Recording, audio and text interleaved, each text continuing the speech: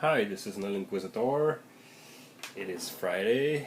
It's a beautiful day outside, and I was thinking about giving you a small tutorial on the roll and keep system found in 7th and Legend of Five Ring.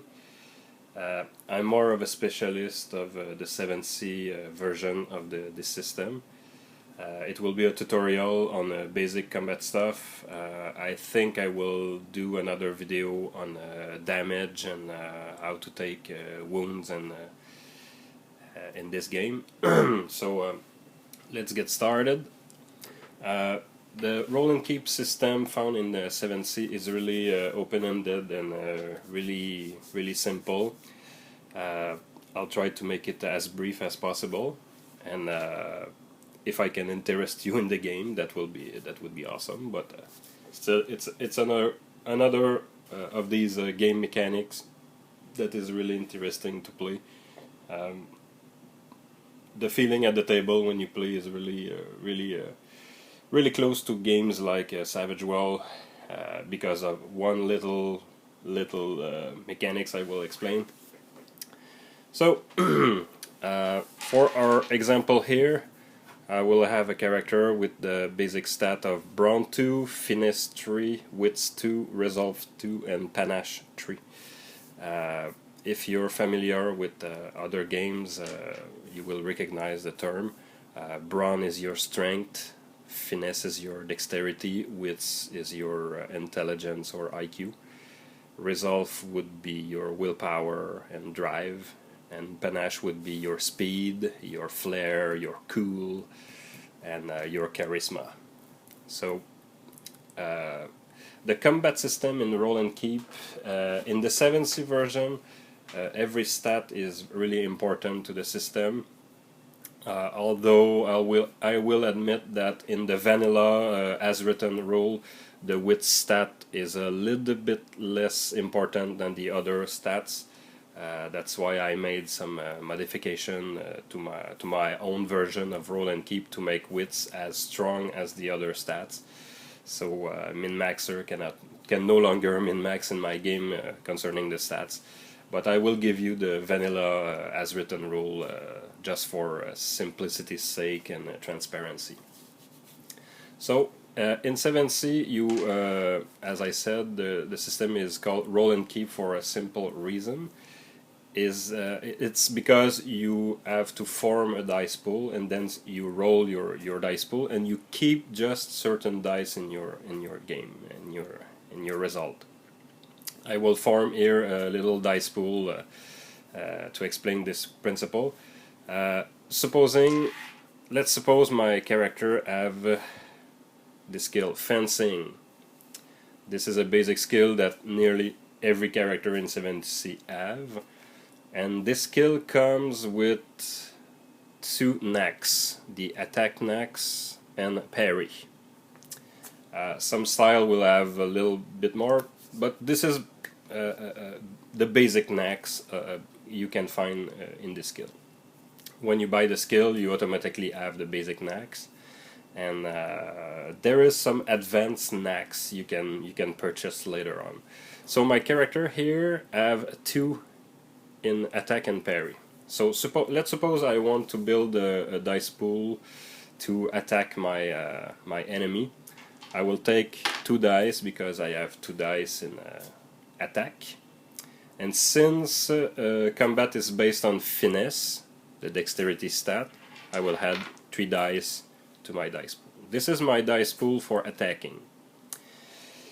In 7th, I will roll all these dice and try to score as high as possible, but I will only keep, and that's the key feature of this game, I will only keep the number of dice that I found in my traits or my stats, 3 in that case. So on these 5 dice I will roll, and I will only keep 3 dice. This is why you will find sometime in the game codes like this: 5K3.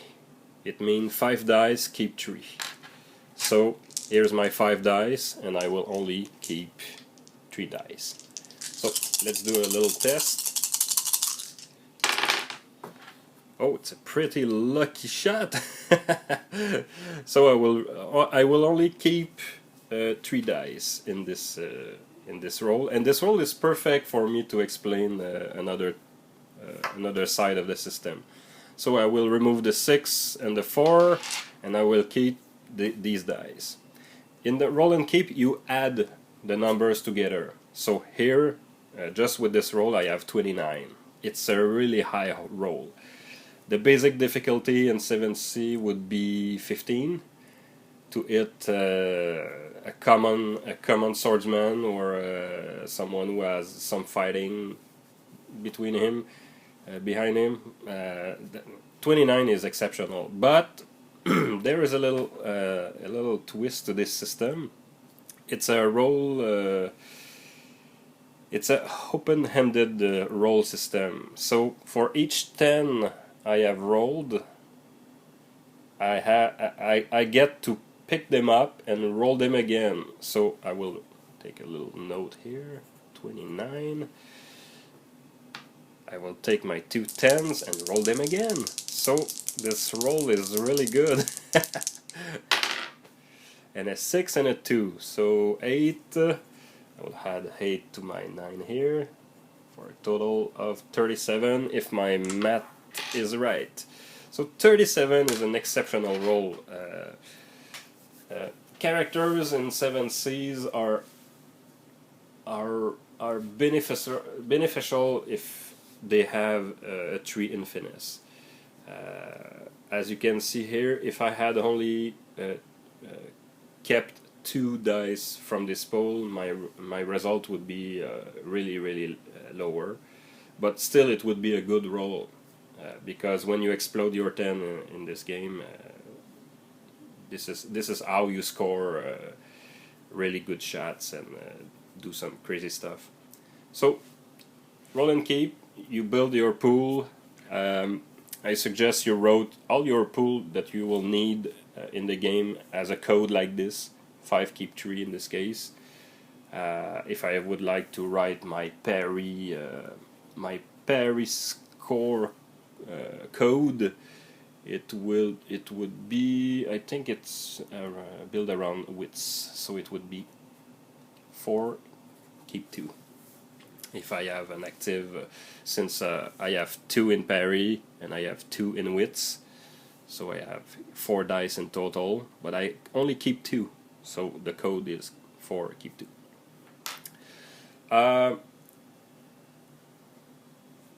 Strictly about game mechanic, in 7C you can only roll a maximum of 10 dice. If for some reason your character would have, for example, a massive skill in fencing and some crazy high stats like a finesse of 5, you can imagine keeping 5 dice as a result you can have pretty high result all the time. But in the game you only roll 10 dice maximum. So if for some reason some skill or a situation or the GM give you bonus or whatever, and maybe you have 12 dice, each extra dice after your 10 becomes a keep instead. So let's suppose I have 10 keep 5 and the GM give me 2 other dice for some reason. My dice pool would still be 10 dice, but instead of keep 5 it would become keep 7. So if I wrote it down, 12 dice keep 5. If for some reason I had a score like that, I would have to drop this dice pool to 10 absolutely. So I have 2 extra, and I would add to the keep. So you will only roll 10 dice, but the more dice you have in keep at the end, the more your score will be higher most of the time. The combat mechanics in 7C is really simple. You have your round that is composed of some amount of time. Since the game is cinematic, it can be 6 seconds, like in Pathfinder. It can be really quick, 1 second, or maybe a whole minute, especially if you do a chase or a really long battle with ships on the sea. The round can be hours, even at this point. Each round will be divided in 10 phases, because this game uses 10-sided dice. The game is every round will be divided in 10. So if I can divide, if I can take a little note here, 1 round, 3, 4, 5, 6, 7, 8, 9, and 10. Okay. Suppose I have 1 round here, and I have my 10 phases. To determine initiative, I will roll the stat called panache. And if I go too quick with this video, just pause and take some notes or try it yourself. The big advantage of having a video is you can pause me. So I have a 3 in panache. This is my quickness, my reflex, my flair, and it is used to determine the initiative. So I have 3 dice, 3 panache. I roll this, and this is my initiative. I have a 6 and 2 5. So in 7C I can keep my dice like that on the table, and when the GM will call phase 1, phase 2, phase 3, phase 4, phase 5, I can raise my hand and say, hey, I have 2 action in phase 5. So it's really a HUD initiative that I just rolled here, but I would have 2 action in the phase 5. In 7C you can spend 2 action that come later. In this case I could spend my 2-5 to act in phase 1 if I wanted to, but it would be at the sacrifice of my 2 action. So let's suppose the GM called the phases 1, 2, 3, 4, 5, and then it's my turn. 5 I have 2 action, and phase 6 I have another action. So I can figure out that my character will act in this round in the middle of the round. It can be a good thing, it can be a bad thing. It depends on your need. So this is how the initiative system works. You roll your panache, you can take note or leave the dice like this on the table, and just be careful not to mess around with your... Well, I have players that prefers to leave dice. I have players who have special initiative dice with another color, so they will roll it and they keep it on the table. My other players will just roll the dice and take note, like 5, 5, and 6, and they will check their action as the combat goes. The basic mechanic for attacks, I'm obligated to talk about the defense. The defense is based on your defensive skill. Most of the time, it will be a basic knack of the skill athlete called footwork. It's like the basic dodge in the game. So if you plan to create a character in 7C, I highly recommend the skill athlete, and at least 2 in footwork, or maybe 3. This, with your finesse at 3, your character will be solid in the game, just mathematically speaking. So you take your... There is a little formula. Maybe it's the the more complicated stuff in 7C or roll and keep, but it's not really more advanced than basic mathematics. You take your basic knacks, parry in this case, I will fight with my sword. If someone shoot a gun at me, I cannot use this knack as my defense. It will be footwork or something else. But in this case, let's suppose I will use my parry score because my enemy have a sword in his hand. I will use my parry in fencing. If I had a skill like axe and I was using a axe, it would be the parry score of that other skill. So let's take my parry. I pre-calculated my score, it is 15. The calculation is like this. You take your knack, multiply by 5, easy enough, and you add 5. So it's really important to invest in your defense knack to raise your defense. But as you go adventuring, you will need several defense knack. You will need footwork, you will need balance, swing, climbing, running. Each activity you will do in the game will have a different defense. And you cannot be a super swashbuckler if you don't have at least 5 defense knack pretty maxed out. So in this case my character would be really basically good at defending himself. A 15, as you can attest, is really easy to score, and I would have to work on this character a little bit more.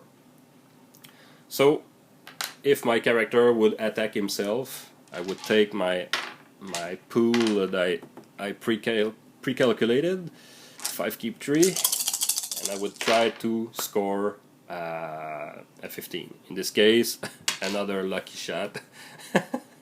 I'm pretty lucky today. So, okay. 29, 38, 47. Oh, it's amazing, amazing score again.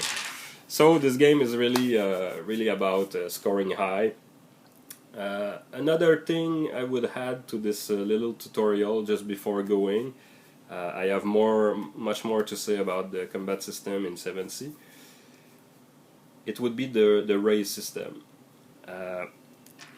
If my enemy have a 15 score to hit, and I feel pretty confident about hitting him, I can ask for a raise. A raise in 7C, one raise, I will write it here in big. One raise, add +5 to your difficulty. Why on earth would I raise my difficulty on any roll? For a min-maxer, that is counterintuitive. Why on earth would I make someone harder to hit? In 7C, remember, it's all about flair and style. So if I want to touch this guy at 15, I know I can hit him. Pretty on average, with a keep 3, I can hit him probably every time. But maybe I want to humiliate him, or maybe I want to look cool. This is where I will ask for a raise. And a raise will always raise the difficulty of your opponent to be hit. So let's suppose I want to strike my enemy, but I want to kick him at the same time. I want just to kick him, to push him down, to make him sit on his chair. So I will slash him and kick him in his chair. The GM in this case could really ask me for a raise. So my character would now be a 20 to hit. But if I succeed, I have this stylish move now that I can add to my just attack, ordinary attack. And you can ask for as many raises as you want. If I feel really lucky, like those 2 rolls I just did, I can ask for 2 raises or 3 raises. I can swing at the guy doing some damage, kick him in his chair, and ask for another raise that I kick him so hard that his chair go backward, and another raise that his chair go backward so far that the guy is ejected by the window and go outside the building. And if the game master is agreeing with that, I just then roll my dice against 3 rays. So it would be a 30 roll.